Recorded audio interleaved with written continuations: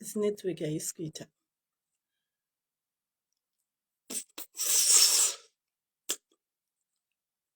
Honey.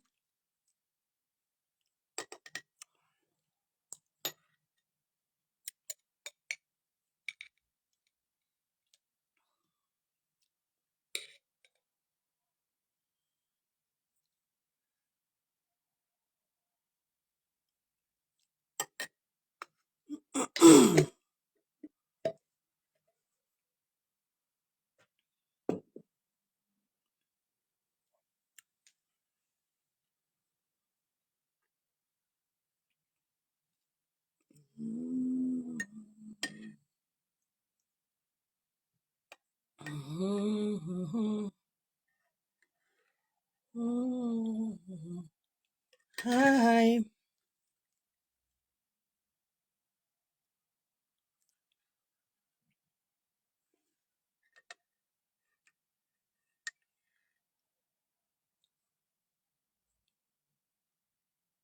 Derek, hi. Handisikuona kuti tiri vanhu vangani. How are you guys? Thing aisikundiratidza kuti tiri vanhu vangani. Hello. How are we? Where's my okay? One device. Hello, how are we? Tiri 10. Titi, how are you? I think we are fine. Vamwe vanozoona. I'm doing my hair, saka ndoda kumbo ndaneta. Then I felt, let me talk to someone. Let me talk to the girl child. I want Mwanamskana. Guys, help me out. We need to address this. And I personally feel, Inini as a parent, my mother raised me as a very strong, phenomenal young woman. And I've always been that outstanding girl child. Outstanding, not kuti zvoni ndiri kunzi Mrs. Ningi, but outstanding as in being an independent human being that you can be as a girl child. To everyone that's joining me on this platform, my name is Penelope, the African Princess. I'm an advocate for the girl child. I will keep talking things that will empower Mwanamskana. I believe as the women in this world, we can do it. The minute tika remove the fear that we have, I think the biggest problem yatinayo is Vana vasikana is fear. We get scared of a lot of things. We get comfortable with small little tiny things in life. When Mwari created the world, aka create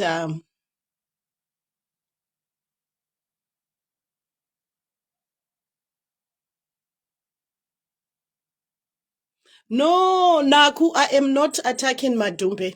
I am not attacking Madumbe. If anything, I'm even going to help her kuchaga switch yake. I'm not attacking the girl. And this go attack Madumbe. I'm not going to come here and attack Madumbe kuti waitire chinhumbu. It can happen to anyone. Inini for once, let me tell you my story. Inini for once, ndichiita form 6. I fall pregnant. Ndakaita mimba ndiri form 6. I've always told people my story kuti I fall pregnant when I was in form 6. I was 19. I started sleeping around when I was 18. After I died on my 18th birthday, I said to myself, now I'm ready to start sleeping around. I felt naganda kura. But then I realized kuti when I started sleeping around with vakomana, I did not have the mindset yekuti I want to get married. I was young. I was naive. I was a child. There was a child in me. And I kept saying to people, guys, andingamboiti mweya wekuti ndinotanga kupukuta. There was more to my life than me getting married at 19. It's all I'm just trying to say to people, kuti there was more to my life than kunopukuta dikchan. That I said even to my mom, I said to Nagogo, I said to everyone, I am not getting married because ndaita numbu. And at the end of the day, this is what we need to talk about as the girl child. As much as the topic will be related to kunyaya ya madumbe, we also need to encourage kuti at the end of the day, it's not the end of the world. Life goes on. We make mistakes as women. But the minute you stand out there and tell yourself, I can do it, you can do it. Inini, I refused to get married at 19. Ndakaramba ndikati andinambovata ndichifunga kuti ndicharoorwa, and I had ndaisatomboziva kuti kuroorwa munhu anotomboroorwa achiita sei. But I refused. I had the courage to say no. At that young age, I had the courage to say I want to build my career. Semwana mskana. I made a life out of my own life. But at the end of the day, pane umwe munhu akaroorwa at 16 and they thought at 16, at 18, at 19, and they thought it was the greatest thing that happened to them. 5 years later, you are living a miserable life. So what I want to talk to people today is about iwewe semwana mskana, what powers do you hold? Usina kunzi uri mai chipo, usina kunzi uri Mrs. Jacobs. Iwewe sa Janet, when you look in the mirror, pasina any other human being. Iwewe na mwari wako, when you look in the mirror, chicha unozviudza kuti God gave me something, andina kuzvarirwa kuzongoita vana pano pasi, andina kuzvarirwa kuzongo misiltreatwa nevanhurume. Sometimes isusu as women, we give varume the power to abuse us. This is one lesson that you need to understand as the girl child. Kuti, sometimes we give the men so much power to abuse us. Anti muri kuzvinzwisisa. Sometime iwe semwana mskana, the things you give to the world, the way you approach the world is the way the world is going to treat you. Have you ever wondered kuti kune munhu anomitiswa kana ka 20 times kana ka 5 times uchiita different babies? It's the way what you give in the men is what the men will give you. What you give the world, if you tell the world I'm a no-nonsense person, the people will tell you this is a no-nonsense person. Varume tino alawa. This is one thing that I don't understand. Kuti, we live in a world where isusu vanhukadzi, we give men more powers to do shavanoda nesu. When at the end of the day, you can stand up as a girl child and say to the world, kuti, I shall not be treated any way less than any other human being in this world. I am equally the same, just like John, Peter, Mark, and Luke. But the problem we have with the girl child, especially the girl child arikukura ariku Africa, 3/4 yevanhu tinokudzwa tichifunga kuti, like this one arikunyora kuti wakaroorwa here. This is what shallow people think. Chavanofunga in their mind is mwana mskana to be complete, a woman to be called a person, you have to be married. Married or not married, it does not give a shit about who you are as a person. This is the pressure vana vasikana you are getting from people. Kuti kana iwewo kanzi uri Mrs. Ningi, ndiko kunzi unzi uri munhu. Vana vasikana, you are being driven into my relationships that are not there. Because moda kunza na Mrs. Ningi. You are staying into my relationships. Varume, they will make you fight. As vana vasikana. Anokunyenga imuri 5. Imise vana vasikana mugorwa, mugoshedzana kuti iyo uhure, uyu uhure, uyu uhure, ihure. Because one man is able to do it. Ari kuzvialawa ndiani? Ndimi vana vasikana muri kualawa to be abused like that. Ukaona uri mukadzi and you can sit down uchitaura nyaya dzemagirlfriend nemurume wako. Nyaya inoitika ndeyekuti you are allowing murume iyeye to abuse you mentally. Mental abuse iriko and it's real. Abuse is not just about kurowa. Mental abuse is even worse because unoita depression. Physical abuse ukarowa zvinopora, mavanga anopora ugokangamwa. But verbal abuse amunoalawa kuti varume vakuabusei. Murume anouya agokuti sorry, ndakanyenga ningi. I did not know what was doing. Mukadzi iyeye mahura akauya kwandiri. Everyone. Do you know a man who only respect you kana usati wavata naye? Once murume avata newe, it's a done deal. Either he married you or he did not marry you, it's a done deal. Either he married you or he did not marry you, it's a done deal.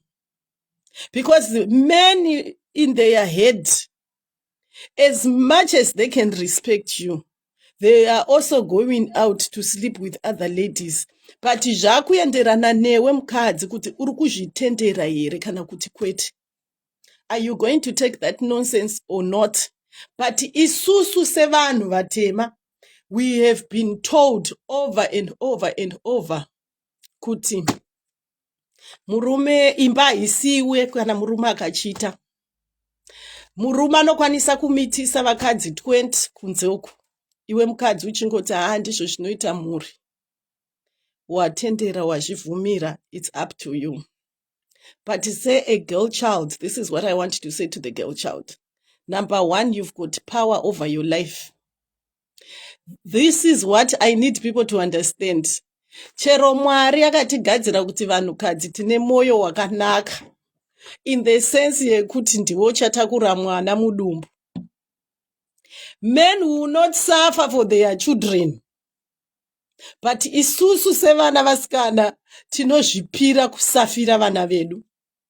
The reason why women we give moyo wedu kuti inini ndichasafira vana vangu. Varume vachikwanisa kuzvarisa vanhu vagoenda 10-20 years asina kudzoka. Inyaya yekuti iwe mwana musikana iwewe uri kuzviti baba vachadzoka vazondichengeta. Do you know that? 3/4 of women munochengeta vana mamitiswa kana kuti I don't know what other reason can be, kuti maybe warepewa. They are ladies. Oh my gosh, Tendai is calling. Tendai, how am I going to? Dine phone kuyo kubasa. What do I do? What do I do? Let me conclude what I'm saying, then I'll call them back. So this is what I want you ladies to understand. Kuti, in any relationship that you're going to get to, chimbozvitarisawo kuti inini, am I the bigger person in the relationship kana kuti the better person, the wrong person? Mwana, the girl child, rega kujairira kuti every relationship yauchapinda you want to gain. Muri kuzvinzwisisa? Tell yourself kuti I can do it with or without. If you decide, ukaona uri munhukadzi uri in your 30s, in your 40s, wadecide kuita mimba, tell yourself kuti it is because I want kuita mimba. It is not because ndikuda kuroorwa. You should tell yourself pamaconditions ekuti either murume uyu akaenda chero kuti akandisiya ndiripo, asi inini mwana wangu ndakuda mwana, zvekuti chero uchikwanisa kuenda kuhospital kunoti ndiri kuda sperm donor andipe sperm, baba vandisingazivi asi ndakuda mwana wangu, ozviita the girl child. You giving yourself power. But the minute mukaramba muchida kuzvarisa vana, muchida kuita mimba because you want to get married, because muruda kusecure a man kuti ave in your radius, ticharamba tichitambura sevanhukadzi, ticharamba tine vana masingle children vanorezwa mumaseparate homes with mothers vari bitter. I want to tell you the truth. Not every single mother is happy. Not every single mother is strong in their mind. Chatiri kuita as the parents, tiri kumitiswa, tamitiswa tichifunga kuti ndoda kuroorwa, ndoda kuitwa so, ndoda kuitwa so. The biggest problem that comes is uchamitiswa nemunhu wanenge achitamba newe, oita mwana, wapedza kuita mwana, you become bitter for the next 10, 20 years. Your children will suffer. Your hardships dzaunoenda through as the girl child, uchiita sacrifice kuti izvoni ndoda kuitira munhurume mwana. It's up to you. Zvichaenda zvigusafa. Vana vako unopedzisira wakuneglecta vana. Mukaona vanhukadzi vaya. This is one thing I don't understand. Kuti a girl child anoita mimba, agoziva kuti iyi mimba haisi kudiwa nemuridzi, kana kuti handizivi kuti muridzi wemimba ndiani, because kune vakadzi futi vanonyepa, vanenge vasingazivi kuti muridzi wemimba ndiani. Waita mimba yako, hausi kuziva muridzi wenhumbu ndiani, kana kuti waita nhumbu nemurume wemunhu, haachakudi. Waita mimba neboyfriend, you will decide to carry on with the pregnancy. Watakura pregnancy iyoyo to full term. Oitzvara mwana wako. Wazvara mwana wako, hauna capacity yekuchengeta mwana. You are bringing in poverty in life. You are bringing in problems. And you still say kuti vana chipo chinobva kuna Mwari. Do you think God akango creator kuti black people titambure tichingochengeta mazivana asingadiwi nababa vavo because uri munhukadzi? My guy, ladies, let's start thinking outside the box. How many of you are caring? How many of us are chengetaring vana? For the sake yekungoti izvoni murume wese wawavata naye unenge uchiti ndinofana kuzvara. Mudzimba mamurimo vana vamuri kuchengeta munoti mukavatarisa kudai morwadziwa. Vana vamuri kurova everyday muchiabuse because baba vacho vakatiza vakaenda. Vangani. Think about the future when we meet the men, the animal called men. Murume will come and batter you. Hazvizi zvamadhumbe chete, chero ini ndombobatwa. But inini manje ndakachimaster chigame. Munhu anouya mulife mangu agotanga kuti baby ita mimba, ndaibva ndati izvoni, ndatitenge imba. Don't succumb to nonsense, guys. Iwe semwana musikana, you have the game power to change your life. Ukaona murume ari kuuya achikuti uya tiite mwana, musatanist murume yeye. Especially kana uri single mother in your 30s. Of what, hey, I've got one child, let me add vamwe vana. For what? Varume masatanista atiri kudhila nawo 2023. Kana mune varume vari normal in this world, 1%, fraction ye 1%, vamwe vese varume vari munyika muno madiabros. Madiabros nyoka vanovata nesu voiti 2 days, 3 days atiza. Akuenda gotaura kuti mahura muchafa muchishedzwa mahure nevarume vari kuvata nemi.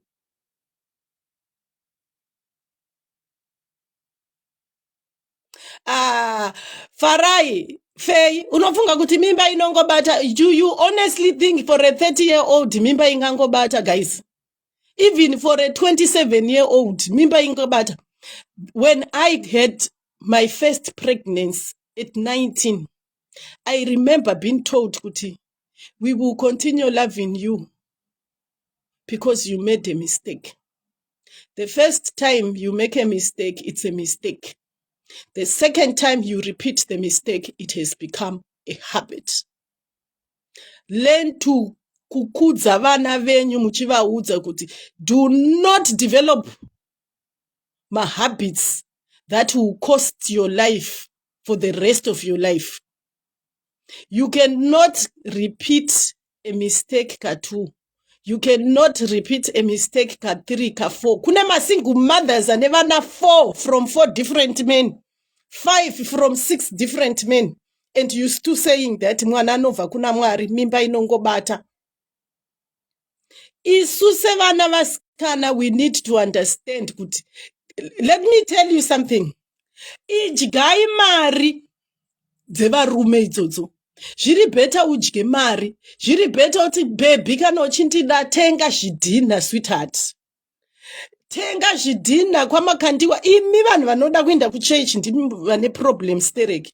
Muudze mukomana iyeye wekuchechi kuti kwamakandiwa kuri kutengeswa zvidhina. Hande tinotenga zvidhina tivake kana uchindida. Because let me tell you the secret to the men of this generation that we are dealing with. Varume veiko zvino vasiyana nana baba vedu vaita vana 20 different houses. Vachienda vachinobalansisa vachida. Mukatarisa iko zvino. Our husbands, varume vatikudanana navo iko zvino. Zvichinda kumberi uko. Munonzwa kuti anokuudza kuti uyu mwana wababa wekwamainini, uyu mwana wekwamainini. Baba vangu vanga vane vakadzi 2. Baba vangu vakaroora vanhu 3. It was normal. Iko zvino things have even turned worse.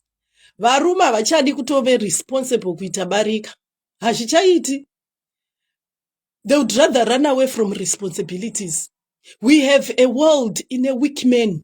That's what you need to understand as the girl child. Kuti the world we are living in is got weak men. Varume have become weak.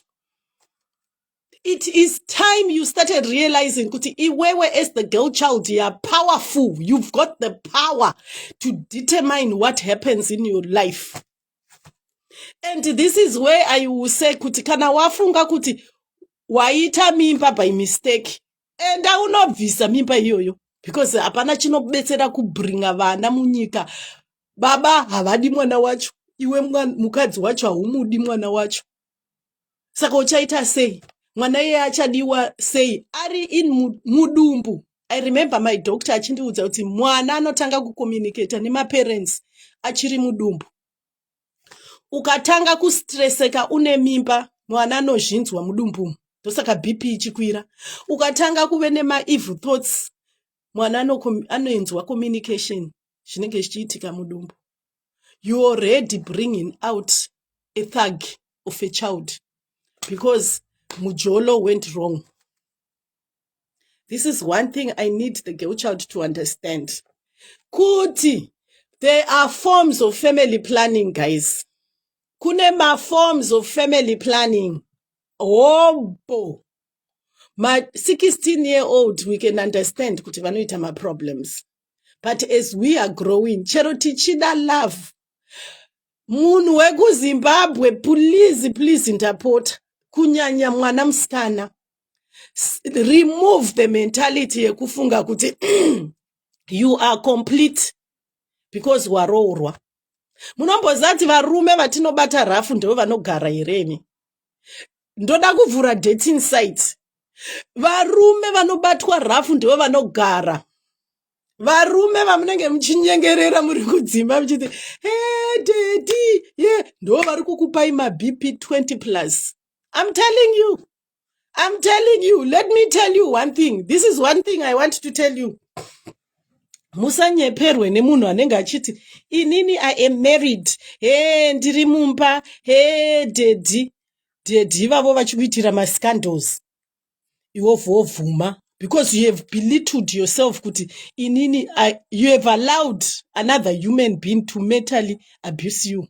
Unotendera murume wako kuti aite mamwe magirlfriend and then iwewe ovhoshedza vamwe vanhu vacho kuti ovhovoti kwai mahure pamabody fluids pamadhimoni anoparidzwa namapasta.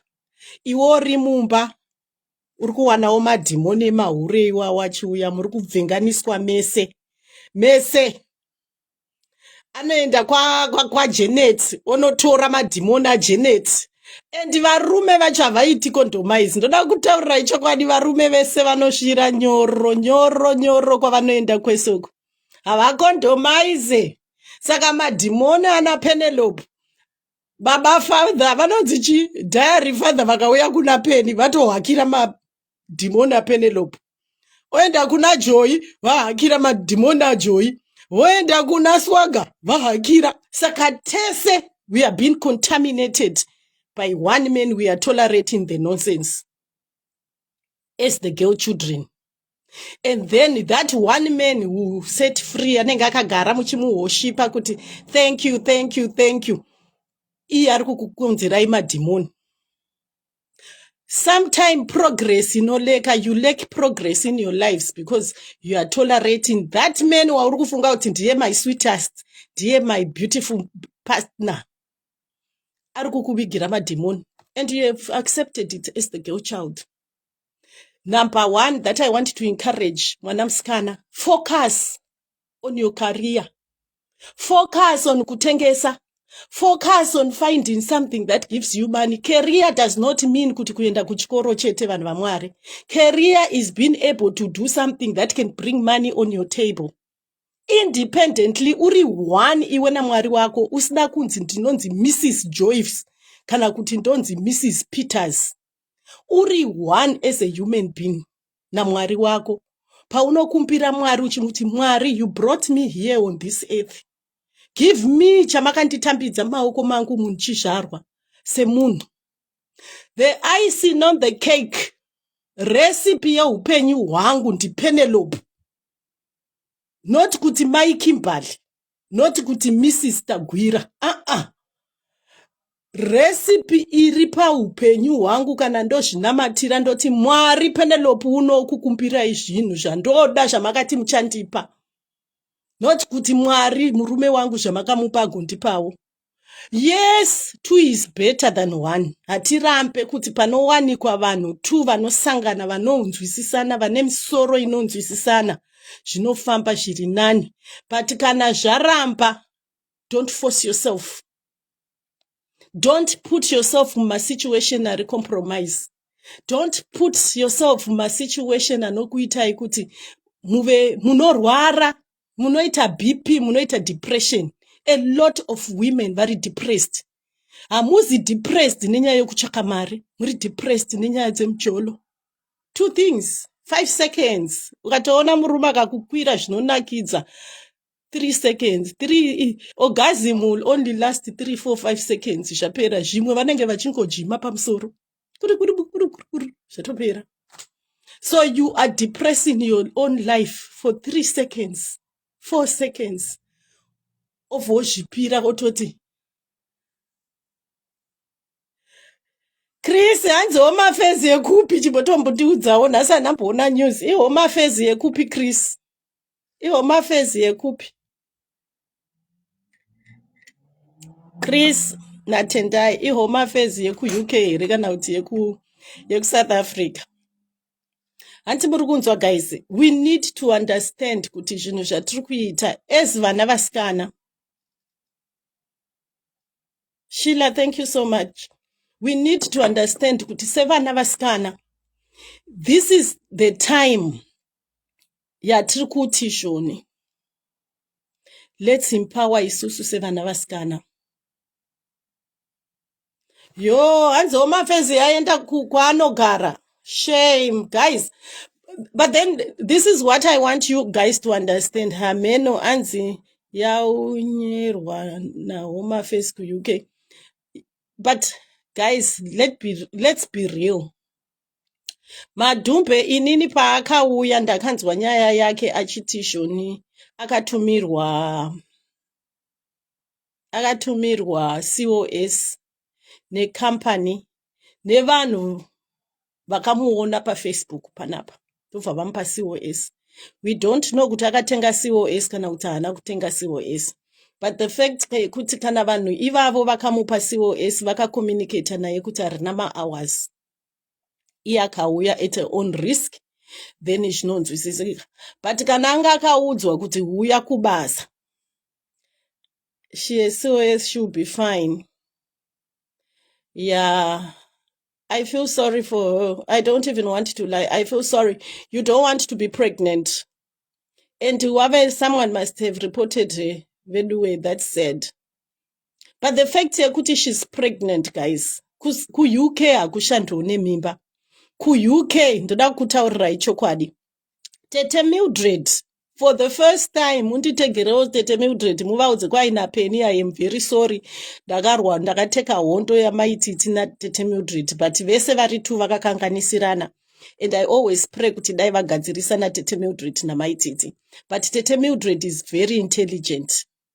I will still maintain this. Kubva musi wandakatanga kuona mavideo aTete Mildred, I said this is a very intelligent woman. Tete Mildred, zvavakataura nezuro vachiti shoni, you've got a child. You need to work.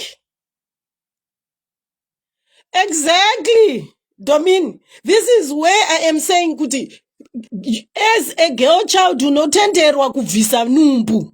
Uchida kuzvigadzirisira life yako. Ari kuZimbabwe, dai akabvisa numbu. Chero iko kuno ku UK kwaari kuno kwanokwanisa kubvisa mimba because zvinotenderwa. Kana mimba yake isati yadarika 6 months, anotenderwa kubvisa mimba. Ndaende kuchipatara oti I am willing to part with my tummy. Ndishande. It is better kufira Miki kamwana kake kari ku South Africa kaya atokura ari kushandira.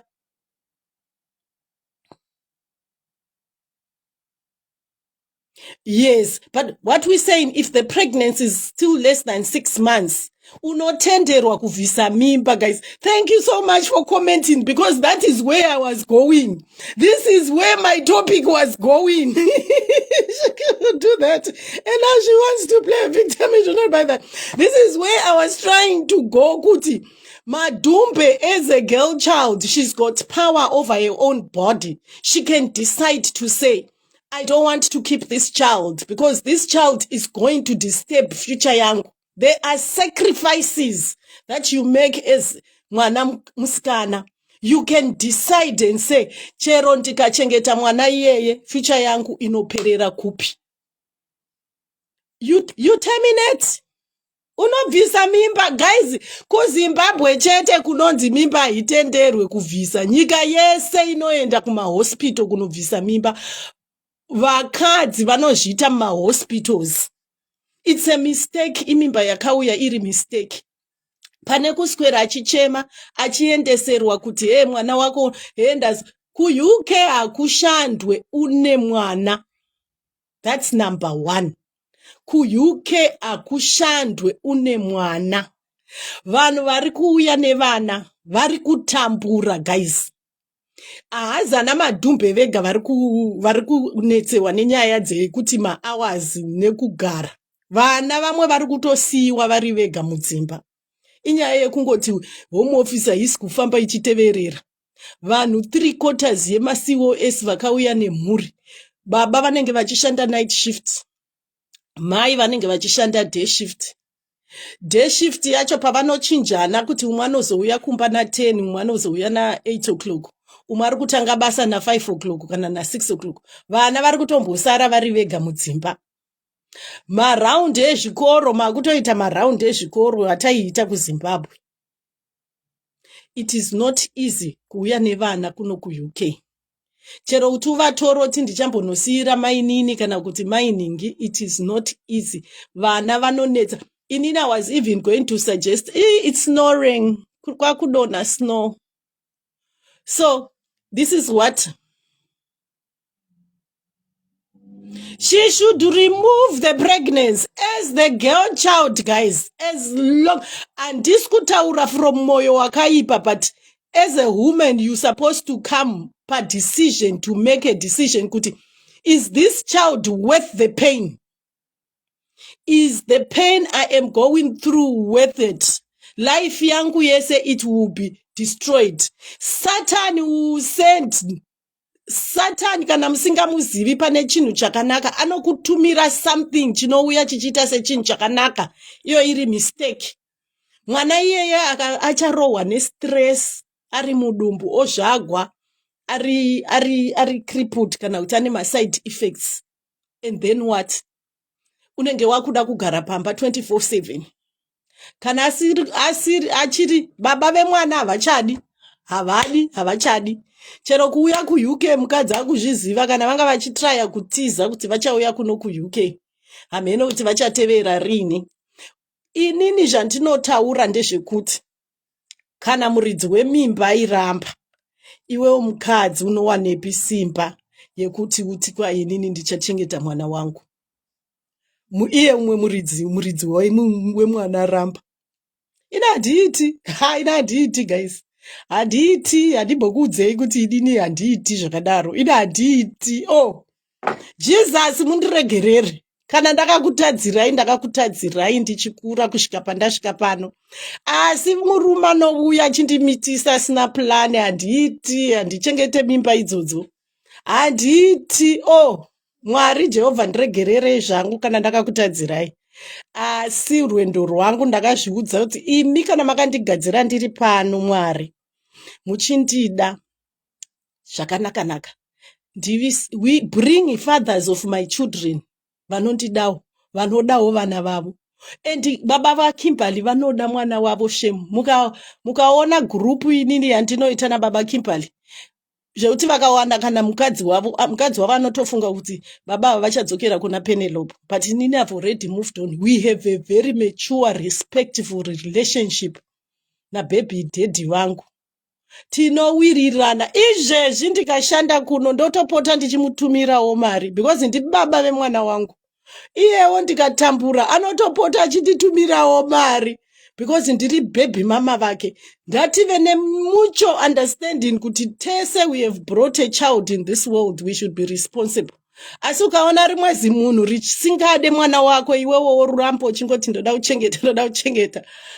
This is why tichiita miserable as vanhukadzi. Kana zvichiita madhumbe, mimba kana isati yasvika 6 months, register mahospital kuno vanobva vatosuka nechibereko, hauindi kana kumwedzi. KuCape Town anozviziva, Tiger Bag nekaubrema kuhospital waingononyoresa otoita 2 days. 2 days, hautomboite 2 days, ukaenda na11 na 11:30 unenge wakutofamba uri free and home. Sevana vasikana, the thing that's going to happen. Yes, 6 months you're allowed. Anything after 6 months ndipo pavanokurambidza. 6 months you're allowed kubvisa mimba munyika mese in the world. Chero kuChina mimba dzinovhiswa, kuAsian country mimba dzinovhiswa, it's legal. KuEurope zviriko, kuSouth Africa zviriko, kuZimbabwe havana mahospital. Saka ndosaka kuZimbabwe, isusu maZimbabwe tichishamisika nazvo. Enda unobvisa mimba madhumbi. Zvinotori nani kama ngoikako kachakuigira maproblem. Kuti zimurume racho iroro rikuonererwa rikaurewo futi. Ndarikaure, itai depression muri 2. Ukaramba uchiita depression uri 1. Imi vanhu hamuzivi kudhila nevarume. Varume vanoda varukadzi vari rafu. Varume vanoda vakadzi vari rafu. Not ma soft. Musaitire varume ma soft. Kana kuitira rafu muitire times 10 rafu yacho. I guarantee that you are not going to be. Hazel. Chero, as long as indeed sisina my expenses. As long as indeed sisina my expenses. Because you know akaita give birth to that. Chero, what she can do? This is another option. Option number 2. If she's about to give birth, she should start processing adoption papers. ndaadopte mwana iyeye. Kune varungu hobho vasingade kuzvara vari kuda vana. Ndaadopte. Musi waanozvara, she should not even see that child. Ndamupe, she should give away mwana wake. Ndaape mwana iyeye, ndaadopte mwana. Kana asiri kuda kubvisa mimba, ndaite maadoption papers. Ndaasaine mahospital kuno kuhobho vanhu vanoda. Pamwe mwana wake anokwanisa kutotorwa naDavid Beckham. Tichitonetsekana kudai so isu pano. Ndanyore maadoption papers. Mina, because I am not able, I don't have the capacity to look after this child. Kuyuke kunoshanda capacity, wedre kuti capacity rinoshanda kuLondon. KuZimbabwe kunopa mai vake nhamo yekuita seko iwe hezoye. Kunopa mai vako nhamo, ndizvo zvavakakuzvarira kuti urambe uchivapa nhamo yekuti mai vako, you should look after the child. Mai vako should look after the child. Why are you so unfair kuti you want to give old people responsibility yekuchengeta vana? KuUK hamusi kuvaona vanhu vari kukura kusvikira vasvika mukufa vasina kana vazukuru mudzimba. Vakagara vari one. Imimi African people, muda kungoramba muchiisa burden pavabereki vedu kuti yo mai vako ndavachengete vana. Kana uri kuchengeterwa vana namai vako, tanga kuchinja game plan. Tanga kuchinja game plan, because you have been unfair to that woman that gave birth to you. It's not a duty to look after your children. Mwana akarambwa futi asina mukuwasha. Hamunyari. Ndaende ndanyore adoption papers. Inizve zviso izvozvizvi ndine vamwe baba vandakambotira mwana, ndakamupa, I gave away the child because the father was not able to look after that child. Ini handisare ndichitambura iwo chifara, never. Handiti, guys, mungandiona hangu sendakadzungaira, but nelife yangu ina handiti zvakada. Handitiri varume nonsense dzekufunga kuti murume ari kukaurisa. Give away the children.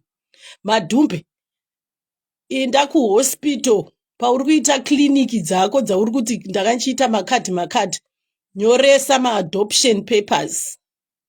Ontonyora kuti ndoda mwana wangu kuti achengetwe zvakanaka, ndozomuona. If they can allow you visitation, it's fine. But kakawanda ukaita adoption papers, they won't even allow you to do visitation. Pray kuti a good family will be able to take your child. You're allowed to do my adoption papers. You don't have the capacity. You still have your life ahead of you. Achireva kuti ukazvara mwana wako ukamupa up for adoption, wave munhu akaipa. Anokwanisa kutotorwa kana na Princess Margaret vakatomuchengeta. Kana nani umwe, na Nicki Minaj, ndiani umwe wamunoziva nemari, because maZimbabwean chakakosha kwatiri mari chete. Anokwanisa kutopiwa love. There are a lot of families vari kukonewa kuzvara. Isusu tichitambisirwa zvibereko nemazirume ane rafu. Varume vekuZimbabwe vane rafu yekuti du.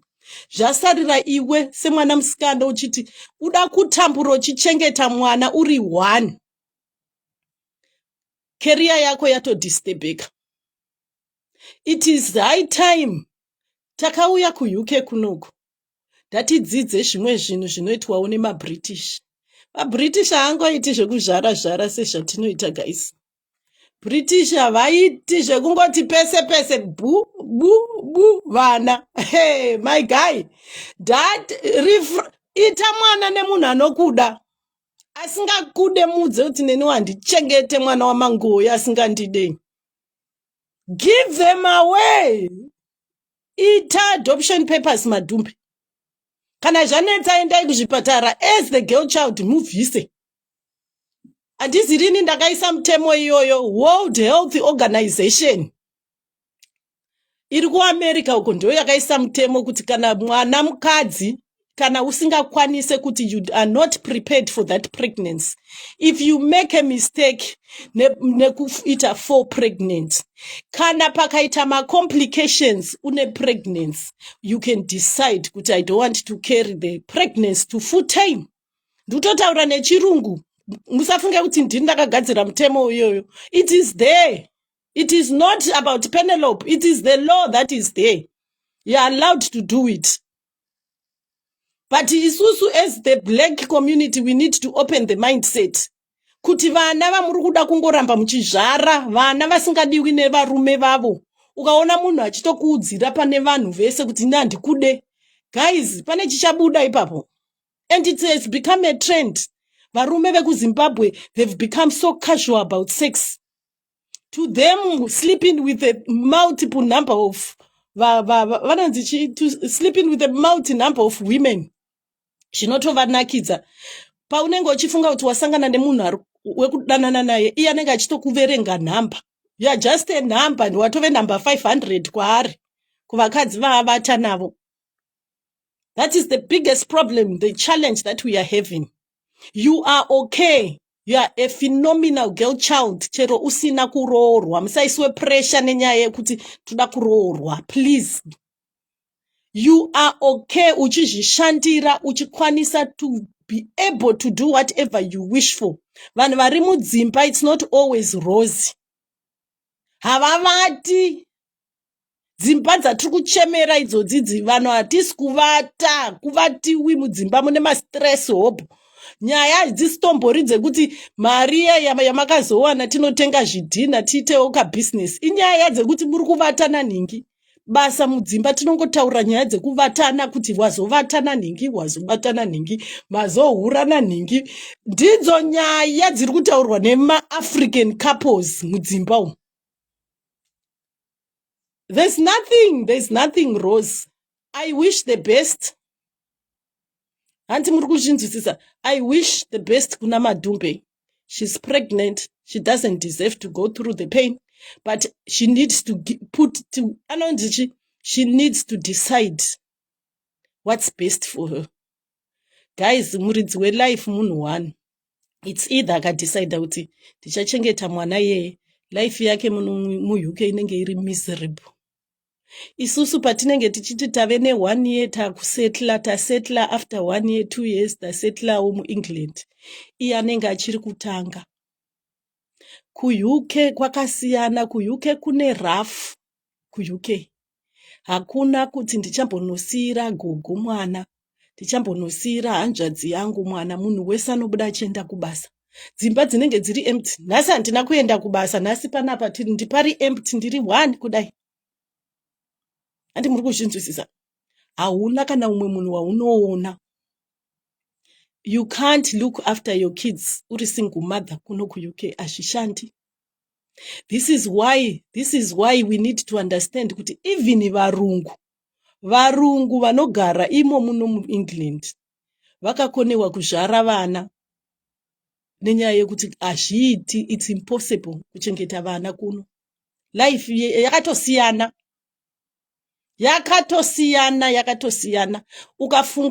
Ukafunga kuti ndakuda kuita mwana.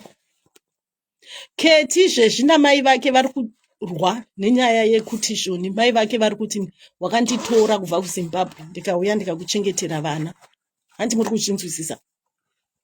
You break families down. Ukawisa munhu kubva kuAfrica kuti uyondichengetere mwana, akagara 2 months anenge akuti ndikuda pay yangu inohoreswa vamwe vanhu. Kupana mai bedeni vanhu vakura kuZimbabwe vamuri kufana kutengerawo mabhekoni vachidya zvakanaka kuti mwana azoendawo kuEngland. Iwo vovadzorera paseo yemwana asina baba. Hey guys, vakambovanzwa vana vasina na baba? Variko kunze uko. Unochengeta mwana asina baba uchienda naye kupi? Kuti zvigodi. Ndiko kuti iwe you are strong. That's what isusu as African women, we call that kuti you are strong. Ukazvara mwana asina baba, otambura uchitambura uri wega, ovozviti I am strong. You are not strong, you are stupid. It's stupidity. We need to think kuti let's not be stupid as the girl child. Ndizvo zvinotidzikisira pasi musociety sevanhukadzi. Because tinosvika pastage yekuzviti ndinotamburira vana vangu. Ugozvara from day 1 uchingoti ndotamburira vana vangu kusvikira wafa in your 80s uchingoti ndotamburira. Pauchazoraramawo life iwewe ndepapi? Because God gave you a life yekuti you should enjoy. MuBible hamungonzi Mwari akatikireatera kuti tigotambura sevanhukadzi. God never said that. But isusu, we make the choice. I can decide I want to get pregnant. Izvezvi munondiseka kuti Penny chemberi. Ndokwanisa ndasvika kuno kuUK ndonofreezer the last eggs that I have in my tummy. Ndichatomafreezer kana ndawana murungu chaiye anondida nemari. Ndichatomuti zvoni hende tinotora mazai angu andakafreezer. Tigumaisa ningirikini. Ndakangwara ini ndinocalculate zvinhu. Noti zvenyu zvekuti uri munhukadzi, be calculative. Think like a man and act like a woman. You should think itai macriminal sevarume vacho ivavo. You should start thinking like men, be criminals sevarume. Not kuitiswa nevarume. Ipapa munenge muchizi hey Penny, my last eggs ari mudumbu mako arimo. Do you know kuti you can freeze your eggs for future use? Chero ndasvika 50 years ndokwanisa kuzoita mwana wangu because mazai anenge akachengetwa kuhospital uko. Anenge akachengetwa mazai uko. But another thing futi, excitement yekuti ndakuenda kuUK ndiyo iri kukanganisa zvinhu zvakawanda. Nyaya yekuUK ichaita ma-repercussion, ma-problems akawanda.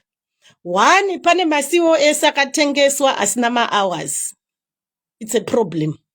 Zvichaaffecta namadhumbe, zvichaaffecta vanhu vacho vari kuno kuUK. Muchaaffectwa futi. Imi maitengesa maCOS asina ma-hours, zvichauya zvichakuaffecta ine home office yacho iyoyo.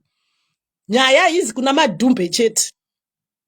Kana uchizviziva kuti iwewe uri mu20 yeBritish, angachirana company, otengesera vanhu maCOS asina ma-hours. Home office ichakubatai. It will catch up. Ndimi munogara muchitiudza kuti muno mune mutemo, mutemo will catch up. Vakavhara vanhu vanga vari kuAfrica. Makavavhara vanhu vanga vari kuAfrica.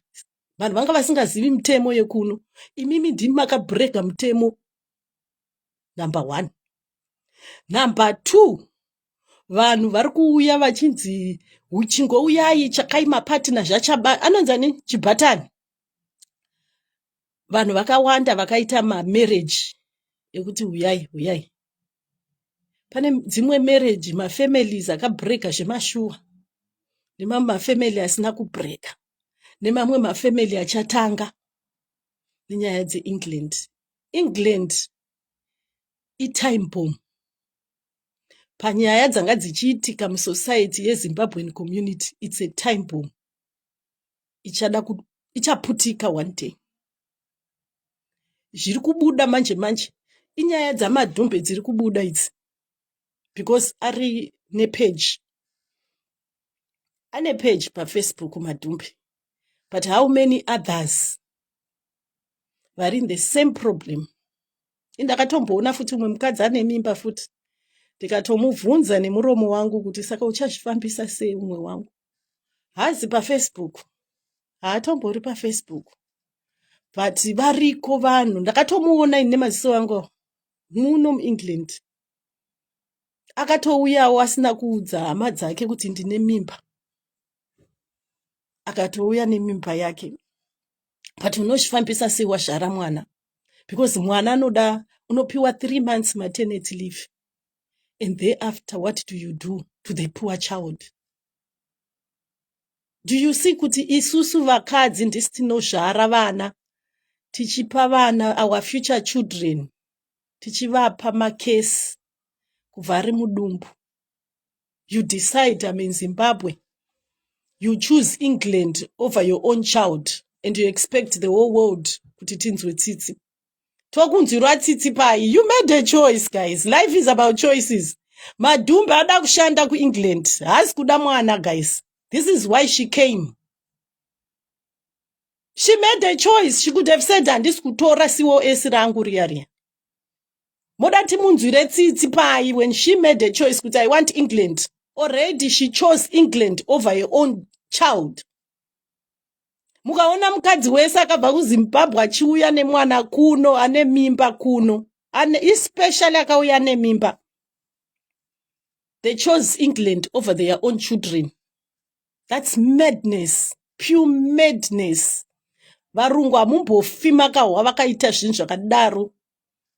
Chero kukanzi kuAfrica akakuwanikwa mana iri kudonha kudenga. Varungu havambofi vakasarudza kuti takuinda kunotora mana iri kuAfrica because kwabuda Africa. Vachiziva maconditions kuti maconditions ariko kwakaoma.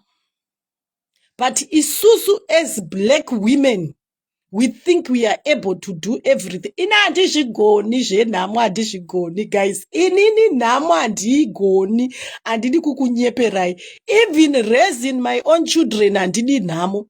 Raising your own children should be a pleasurable, a beautiful moment in your lifetime. You should create moments. You should be lovable to your children. Let your children not even feel pain yekuti mai vedu vari kutambura mukurarama kwatiri kuita. Ukaona uchiti I am sacrificing for my children. Ndimi munozonetsa imi makura muchiti ndaikuitira zvese iko zvino mukadzi wawaroora iko zvino murume wako wawaroora. Makunetsa vana venyu. Muri time bomb. Your problem yamusiri kuziva. The mistakes we make now, they will fall us. Anotitevera even ndikararama 20, 30, 40 years from now. My mistakes andiri kuita iko zvino, they will follow me to my grave. They will follow me. It's what I had to say. Kana uri mwana musikana, number 1. Tell yourself, takagadzirwa in the image yaMwari. I am not weak. I am strong, and I am stronger than vanhu vanonzi vanhurume. Mukatarisa 3/4 of the world, people that are working vanhukadzi. Muri kuzvinzwisisa imimi? If you travel the world, you get to understand what I'm saying. Deception yataiitirwa tiri kuZimbabwe kuti ana baba vedu ndo vaishanda namai vakagara kudzimba. Zvakapera kudhara. 3/4 iko zvino vakadzi ndo vari kurana dzimba. You have the power in your hands. Masiwo ese akauya akapa vanhukadzi the power. Things have turned. Varume vaikushungurudzai because maive musina mari. Iko zvino siwo ese rakauya kubva kuna Mwari kuti vana vasikana endai munoshanda muwane mari. Mari yawakagara usina mboishandira. You find in yourself une 1,000, une 2,000 maoko mako. God has given you that power. Don't abuse it. Use it wisely. Kana ndichiti use the power wisely, I'm not saying kuti tukanai nevarume, but make the best decisions, even for your children. Even for your children. Michaela kamwana kamwe kaya kamadumbi. She's been there supporting the mother. She's such a loving parent. And for me, I'll concentrate on the child wandakagara naye for long than mwana wandisingazivi. Mwana wansandabata maoko handimuzivi. Zvekuti unozoita depression, unozoita kana ndisina hanzi kunoku zvinonyorwa chirungu chekunoku. If it's not written, it did not happen. If it is not written, it did not happen. So if I don't touch you in my hand, you are not there. What emotions are you talking about? Kuti anozoita my emotions. Anozoita say. Kana chero ashika 8 months. Vari padhuze namadhumbe mudze kuti kwaina Penelope African Princess. Apply for my adoption papers. They are parents who have the capacity. Hey, wedre kuti capacity rondinakidza zvenyu imimi. Rondinakidza wedre kuti capacity ku Europe. It's a very powerful word in Europe, word rekuti capacity. Everyone has a capacity. If you don't have the capacity, they have the capacity. So there are people that have the capacity to look after the children. And there are people that do not have the capacity. You can fall pregnant, but hauna capacity yekuchengeta mwana. This is why you see kuti vamwe vakadzi vanoita vana vonovadhampa mumastreets kuAfrica. Ku Europe, in the first world, kwakabva kwanzi kana ukaita mwana usina capacity musanodhampa mumastreet. Chiuyai kune vanhu vanokwanisa kuadopta. Chava chirungu, changotena chave chirungu. So it's the day to day life that we are living. Unokwanisa kuadoptisa mwana. Varipo maZimbabweans vakashaya mubereko vakagara 20 years muno muUK, vanokwanisa kutoadopta mwana wamadhumbe. But kana wakuisa mapaperwork yako, they won't allow you to know kuti atora mwana wako ndiani. Havakutendere guys, havakumbokutendere.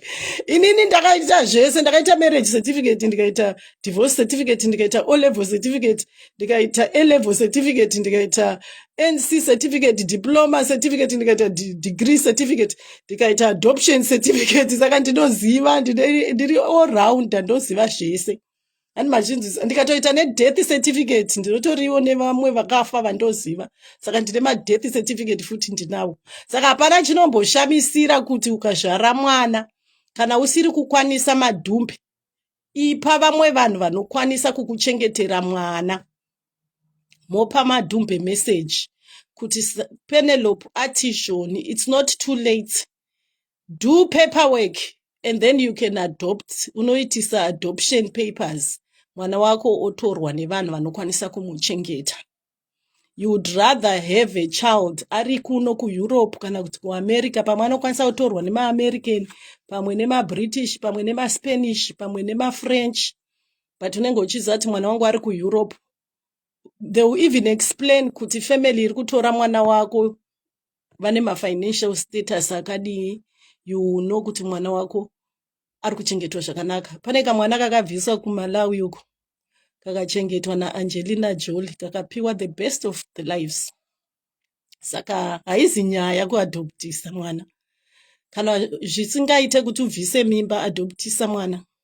Ndoziva kuti maZimbabwean makasara, so munenge makasara, muchiri kumakasara kauko. Itakutofamba, ndakakuudzai kuti ndave kuEurope, ndotoita zvinoitwa kuEurope. These are the advices that people would give kuEurope. KuEurope, they will never tell you kuti shinga mwana anobva kuna Mwari. KuEurope hakuna advice yakadaro. Saka isita kutoita zvekuEurope. Takatouya kuEurope. Takabva kuSouth Africa. South Africa kune madhimoni. KuSouth Africa kune madhimoni. But kuSouth Africa kwakatidzidzisa kuti timuke, so kunoku zvave refined. Kwakamuka, but zvinhu zvavo zviri refined, zvoitwa nechirungu. South Africa vanhu vakamuka, but zvinoitwa chigangster way. Kuno kuti hakungozviita, takutozvimodhela kuti tiite. But she does not, Gladys, she loves the baby, but she does not have the capacity. Hana capacity. She does not have the capacity to look after the child. So the best way is for her to adopt the child. Kana yave ne8 months ndaadoptese mwana, ndanyore paperwork, mwana anotorwa chingozvarwa.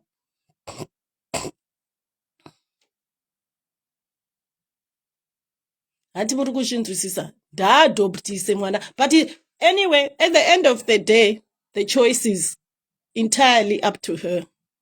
We can just say all we want. We are just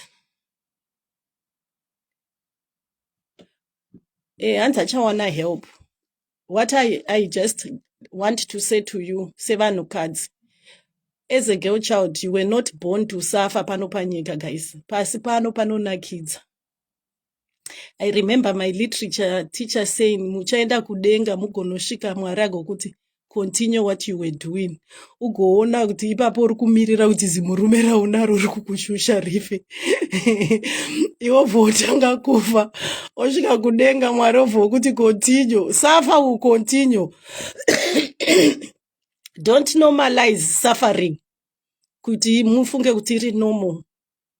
This world was meant to be enjoyed. But if you're going to make decisions, being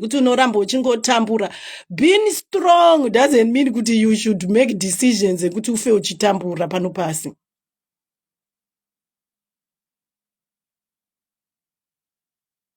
And at the end of the day, the truth is, you make decisions and say, Druku, imi vanhu, African women, you make decisions.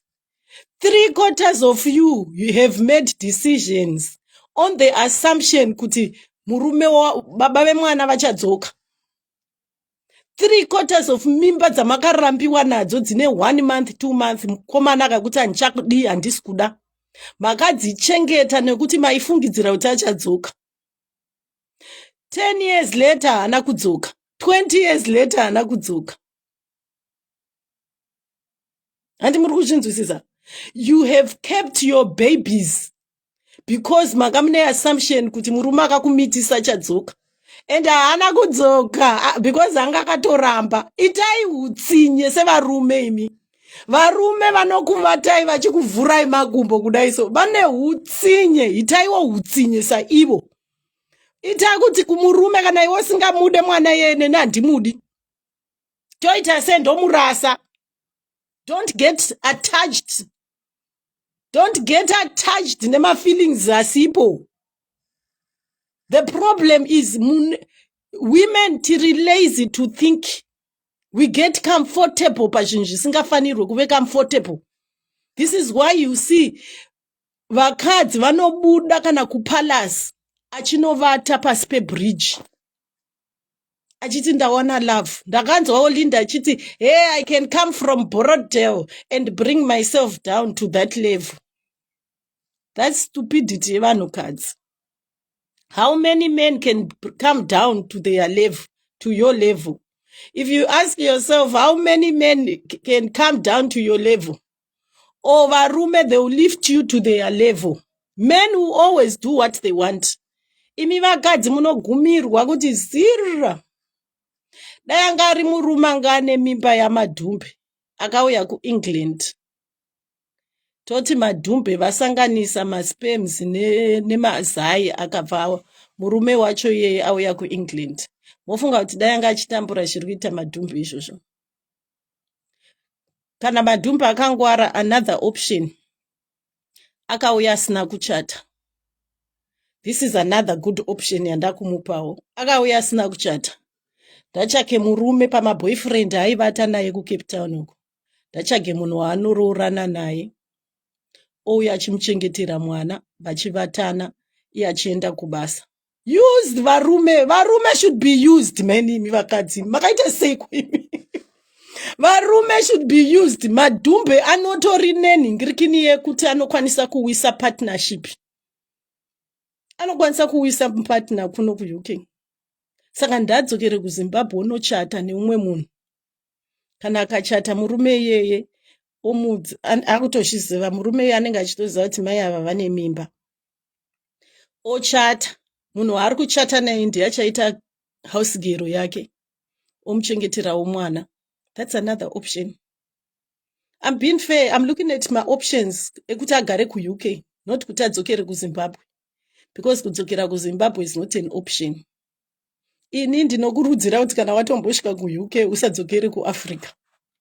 So another option, madhumbe endonochata neumwe murume chero ukachata chero unotsvaka munhu chero waunokwanisa kuchata naye omutaurira story yako kuti shamwari huya ari kuda kuenda kuUK, ari kuda kuuya neni kuUK very fast, huya tinogara tese. Inini ndine mimba but kana ndikuda munhu anondichengeterawo mwana ndichienda kubasa. Manheru iye murume anenge achiendawo night shift. Mobetserana kuchengeta mwana. That's another option. Zvema feelings, motombosiya ma feelings paside. Pane pamwe panoda chisoja. Zvenyu zvekufunga kuti vakadzi munofana kungoti hey my feelings, hey I love, hey. Pane pamwe panonge pachida chisoja. Saka madhumbe ita musoja chaka munhu waunoroorana naye ouya semurume wako okuchengetera mwana. Avo vane varume vavo, vane vakadzi vavo siyana navo, chaka munhu ari free, ari desperately wanting kuuya kuUK, ochata naye, okuchengetera mwana. Paunoita mimba yako uchienda kubasa, mwana kana zvagwa mwana anoita nhingirikini, iwe unenge uchienda kubasa, iye achisara akakuchengetera mwana. Manheru usatombomu don't usatombomuchaje mari kana kuti chi, because iye achakubetserawo pakakura. That's another option. Saka ndakupa 3 options. Guys, moti handimufarire here madhumbi. Ndamupa 3 options. Andiri kuda kuti arambe akagara muUK. Because opportunity decision yaakaita from the beginning. Akaita decision yekuti inini ndiri kuda UK kudarika zvemarriage nemurume wakamumitisa. So based on that decision, kana mwana wako usingakwanise kuchengeta mwana uri 1, give that child for adoption. Number 2, kana mimba isati yadarika 6 months, bvisa mimba iyoyo. Zvese unoramba uri muno muUK, haizi mhosva kubvisa mimba muno muUK. Zvinotenderwa, it's by the law, it's allowed. Number 3, unokwanisa kuti kana wanga wafunga kuti inini ndine mwana 1, ndoda kumboita mwana wangu wechi2, then you can keep the baby. Otsvaka murume waunoroorana naye, ouya muchibetserana kuchengeta mwana. Because uri 1, you won't make it. Uri 1, mazhinji kuti panodiwa rent. When you are weak, you need the other person to be strong. Reason yevanhu vari kuuya kuno kuUK inyaya yekuti pandinenge ndiri weak, umwe wangu anenge ari strong. Tobetserana panyaya dzemabills. So that was my part. I did not come kumuseka. Chero tikaseka hazvisi kuchinja, nhumbu iripo. The pregnancy is still there. We need my solutions. And I know sometimes those are hard decisions to make. But adopting a child, putting a child for adoption, you still know kuti mwana wangu mupenyu. You get my messages. You can even write to your child. Watch my movies. Isusu we see it pama TVs and we implement it. Zvinoitika futi kuma black families. You can adopt a child. Kana zvarambisisa, mara moyo wako unovhisa mimba, vanovhisisa mimba. And this is why you see kuChina they've been able to control the population yevana. This is why you see even kuno kuEurope they've been able to control population yevana. Vanhu vari kuUK munotohwisisa kuti kuno kwakungozvarwe. So you can do those 3. Either uchaadoptisa mwana, either uchaita abortion, kana kuti you are going to get married and find someone that's going to help you raise that child. I love you guys. I have to go. Be blessed. Tantika. Tataura. Let's pray for her as well. Anokwanisa kuita BP akaaffectwa futi. Pane vanhu vakambozvara nesisa ndoda kumbokubvunzai mubvunzo. In conclusion, there's a time panoita mai vane nhumbu, complications, nemwana ari mudumbu. Une mimba 9 months, mimba inenge yaitika. Then you get to hospital and the doctor will say, there are complications, but we need to save 1 person. Makambozvinzwa kama doctor achishitaura. Kuhospital waita mimba wakaroorwa, una kuroorwa, happily married. Panoita complications with the pregnancy. And the doctor will ask kuti, paita complications, but we have to save 1 person. Madoctor nozviita, vanhu vakadzi vakawanda, they've gone through that, including inini myself. I've gone through that. Kuti you get to the hospital, you have complications with your pregnancy, and the doctor will come and say, we are having serious complications, but we have to save 1 person, either the mother or the child. In most cases, vanhu vari normal, the husband will say, let's save my wife. They never say, let's save the baby. Handisi kunyepa, tikukudzai pafeya kudai. Let's save life yamadhumbi and not mwana. At this juncture, watinoziva ndimadhumbi. Watiri kuda ndimadhumbi. Mwana hatimuzivi. I remember inini pandakaita my second pregnancy. The doctors came, my husband was there. akabvunzwa kuti do we save the baby or the wife? Zvikanzi save my wife. So imimi kana muchimuda Madhumbe, start giving Madhumbe advice yekuti do we save Madhumbe or we save the baby. Pachashika choice. Pachashika a point where you'll be forced to make the decision.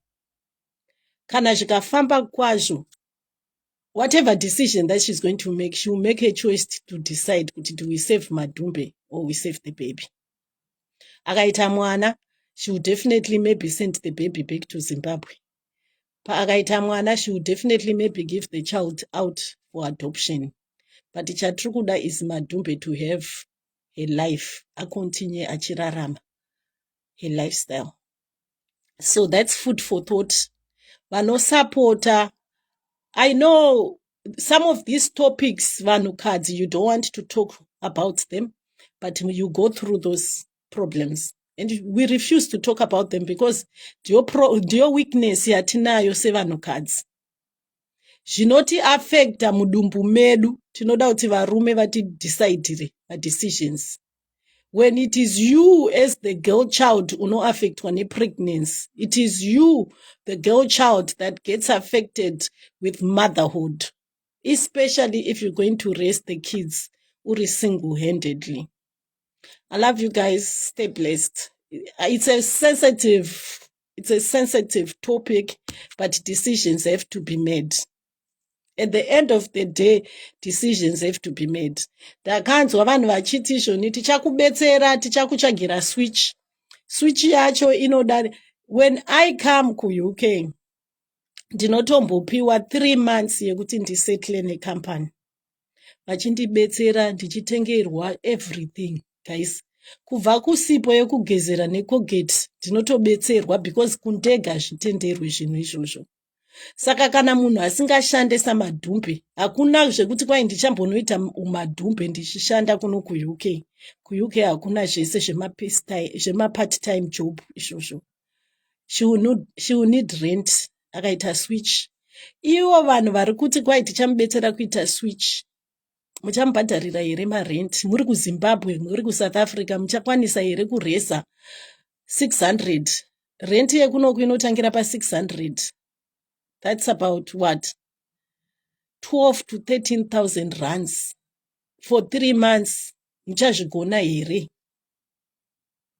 Let's not be quick to say, hey, we shall help, we shall help. What help are you going to give? Because this is more than just the pregnancy. This is a scandal.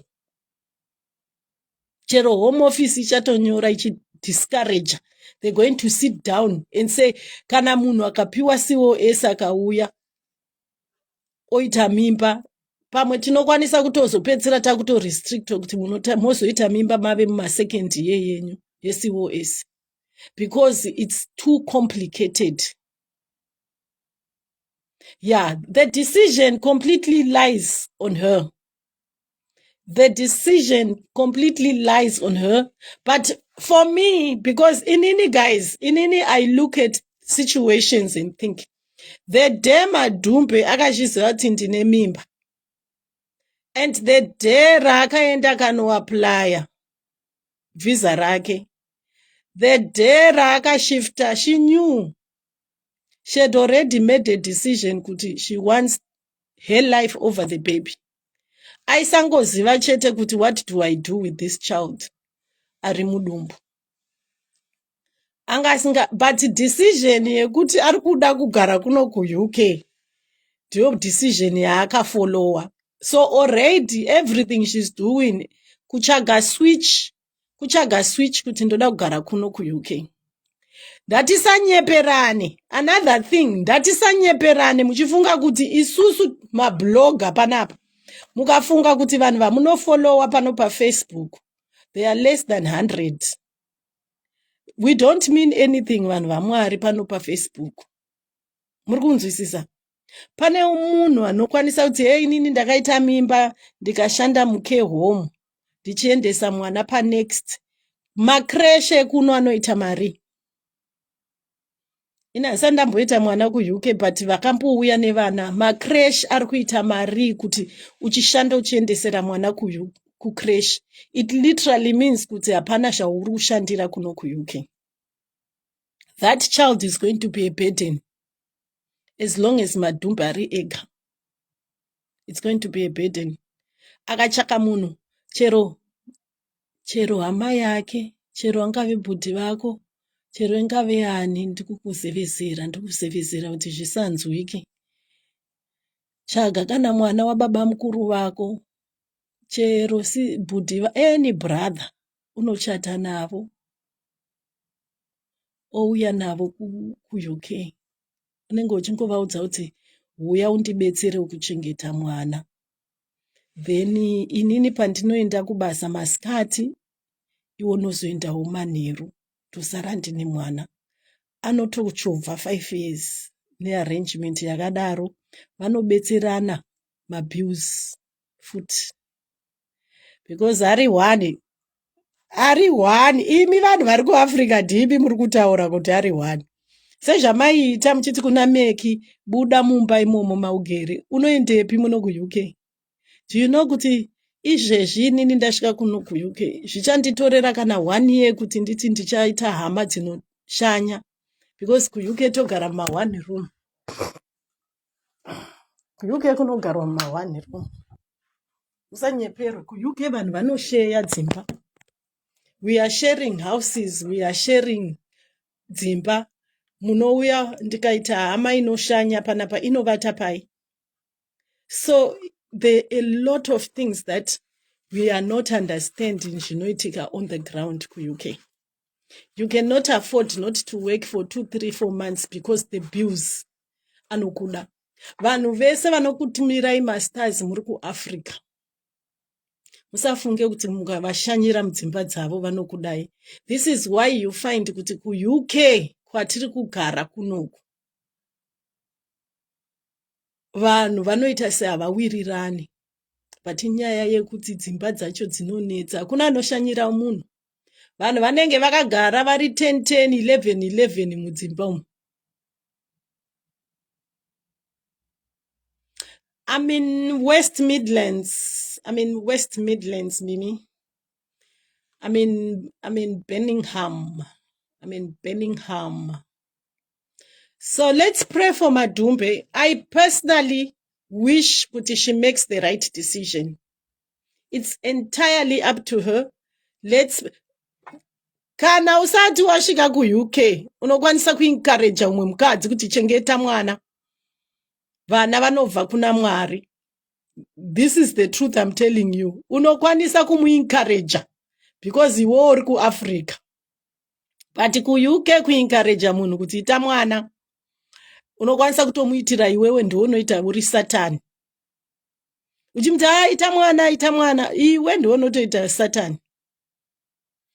And varume ivava handidi kutaura zvakawandisa guys. Varume musavaitire vana, especially kana wakatomboita vana somewhere else. Vanokuitisai vana voenda. Varume havana moyo. Vane utsinye varume ava. Vashoma varume vatakapiwa naMwari vanotida. Vakawanda vacho ihondo mudzimba umu. Tinenge we get married, wapinda mumarriage yatotanga hondo. Kutodarika Ukraine neAfghanistan, kana Ukraine neRussia hondo yacho dziri mudzimba umu. So I hope and pray.